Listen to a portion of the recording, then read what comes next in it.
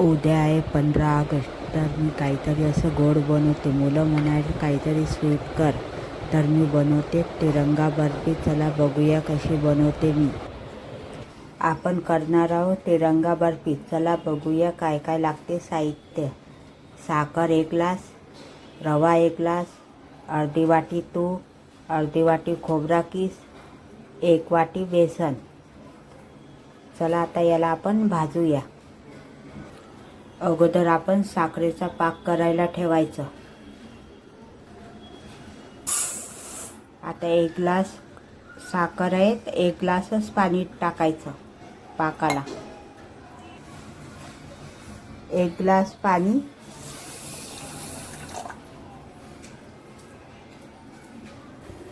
आता पाक मस्त होईपर्यंत आपण रवा भाजून घेऊ. अर्धी वाटी तूप. याला मस्त गरम करायचं. कच्चं राहिलं तर बर्फीला वास येतो. आणि रवा पण चांगला भाजायचा, म्हणजे 8 दिवस बर्फ्या टिकतात. तेल अशा प्रकारे गरम करायचं. आता याच्यामध्ये आपण रवा टाकायचा.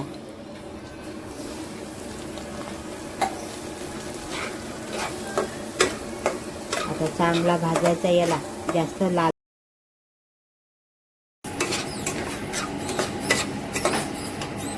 याच्यामध्ये मी बेसन टाकते. तोही चांगला भाजून घ्यायचा रव्यामध्ये.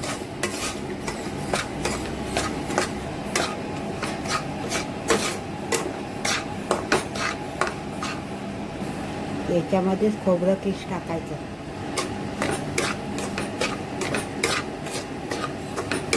आता हे चांगलं भाजलं गेलं रवा आणि बेसन.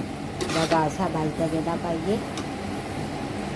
आता इकडे पाक तयार होतो. आता हा पाक झालेला एकतारी पाक. पाक कसा ओळखायचा, असा हाताला. एकतारी पाक आपला तयार. आता आपण याच्यामध्ये रवा पूर्णपणे कालवून घेऊ आणि वेगवेगळे कलर घ्यायचे, ऑरेंज आणि ग्रीन. याच्यामध्ये 3 भाग करायचे. आता आपण ऑरेंज कलरमध्ये मिक्स केलेला आहे रवा, आणि दुसऱ्या हिरव्यामध्ये पण मिक्स करायचं. अशाच पद्धतीने, म्हणजे आपले 3 रंगाचे 3 कलर तयार होणार. 2 मिनटं हलवायचं त्याला. आणि अगोदर ऑरेंज टाकायचा.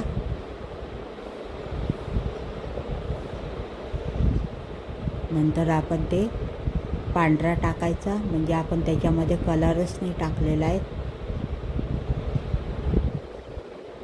आणि वरून हिरवा टाकायचा.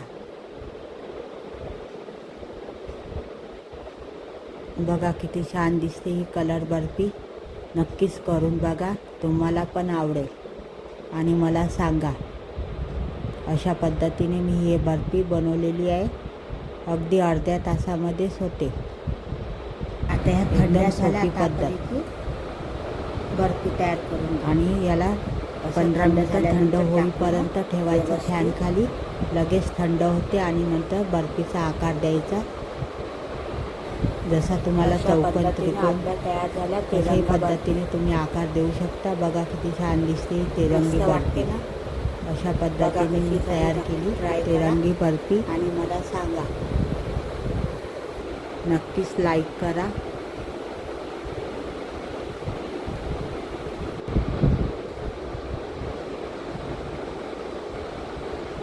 भेटू नेक्स्ट व्हिडिओमध्ये.